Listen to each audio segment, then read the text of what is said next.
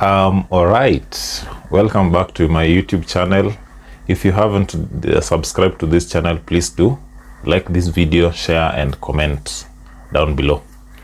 Fast forward, we want to talk about Ielts speaking test. Ielts speaking exam is the first module in the 4 modules that Ielts test on, and most of the time people find Ielts speaking as the most difficult part of this particular exam, because it requires fast thinking and speaking directly to someone.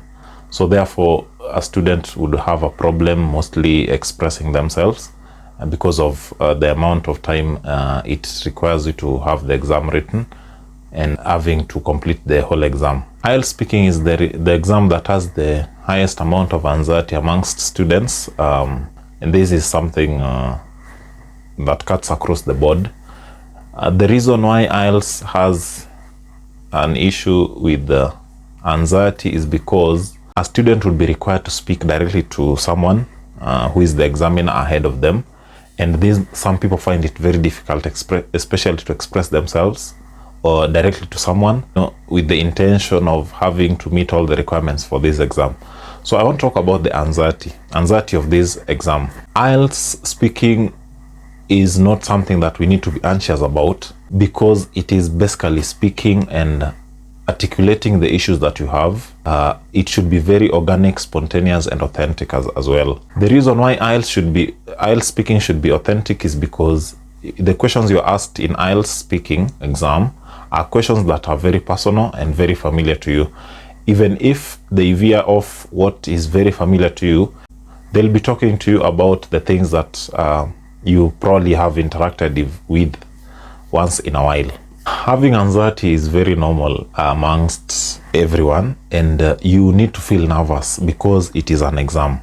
But then there is that bit of nervousness that is overboard. How do you deal with the anxiety that comes with Ielts speaking exam? While many people find it difficult to have this exam taken, this is the exam that is the shortest amongst the 4 modules of Ielts, and it will take about 15 minutes. So on the exam day, you'll need to carry your ID. And ID in this case would be government provided ID. This type of ID would be a passport, a national ID.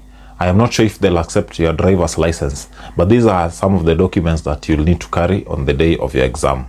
I wrote my exams where we were having the Ielts speaking before reading, writing and listening. So on that particular day of the exams, our photos were taken, of course, for identification and all that. So basically that bit of it is done before you do your exams, so that they have all your data and they confirm with you all the data that they need to confirm, especially your name, how it's supposed to appear, and then they'll also check if your other details correlate with how you registered for this exam. When you get to the exam center, try as much as possible to be yourself and interact with the people you find there the normal way. In Ielts speaking, they'll test how much you're able to express yourself and articulate your issues. Once you get to the exam center and your details are taken, you'll be given a pigeonhole to keep your stuff, everything that you'd have carried except for your ID that you'll need to get into the exam room with. Ielts speaking is a recorded exam. You'll have an examiner in front of you, and then between you will be a table and the recording device that will be there. You'll be told this prior to your exam so that you are aware. Your examiner will have a piece of paper and a pen, and sometimes they might need to write a few things, but I don't think that should worry you, because as an examiner, again, they'll need to, they have their own assessment that they'll be doing. So Ielts speaking has 3 parts.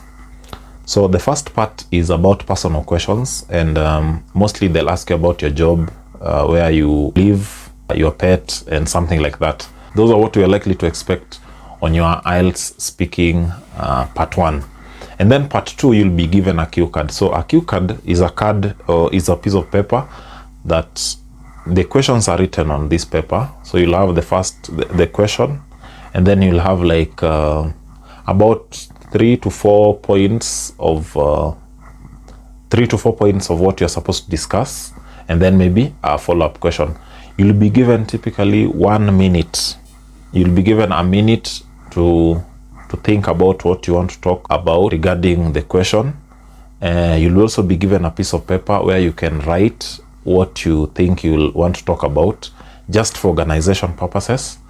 Once the 1 minute is over, your examiner will inform you that the 1 minute is over, and they'll signal you to start speaking.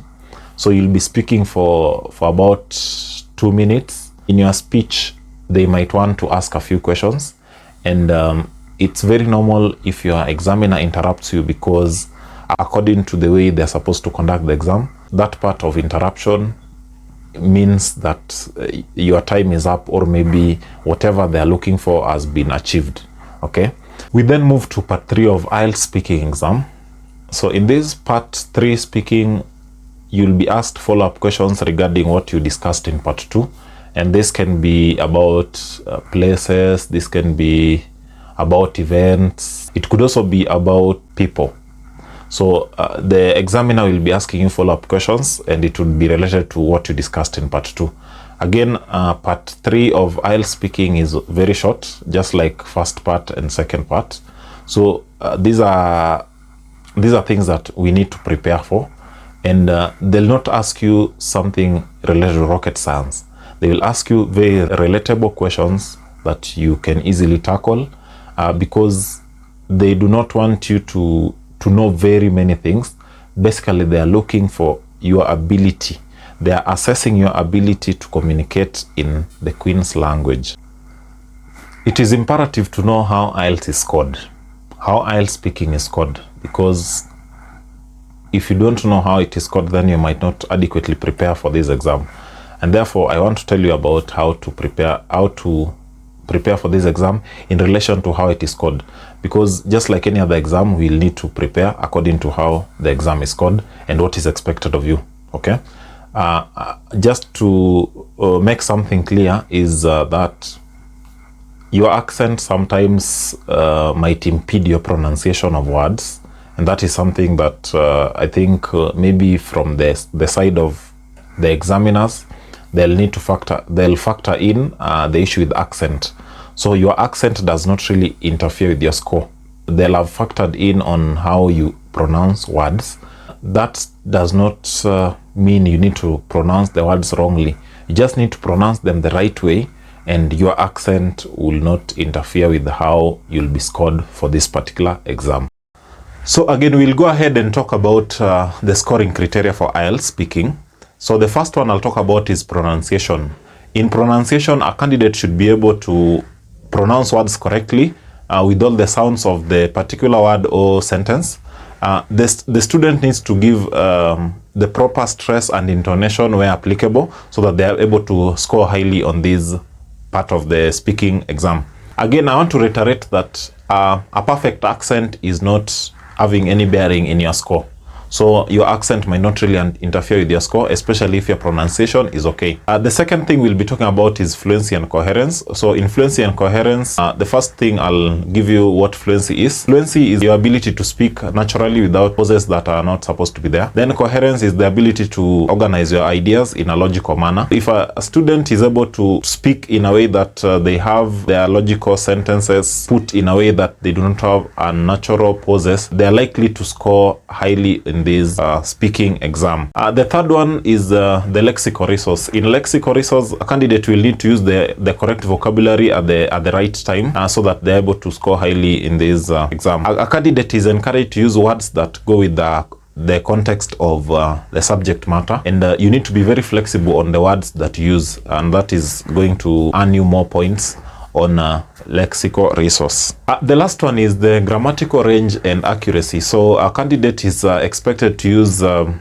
wide range of grammatical features and structures, so that they're able to articulate their issues in a way that the examiner will be satisfied that this candidate is having a good command of this language. Again, what remains to be important is that avoid repetition of words in speaking IELTS exam, and this will make you have better scores. Again, you need to be very cognizant of what you are talking about.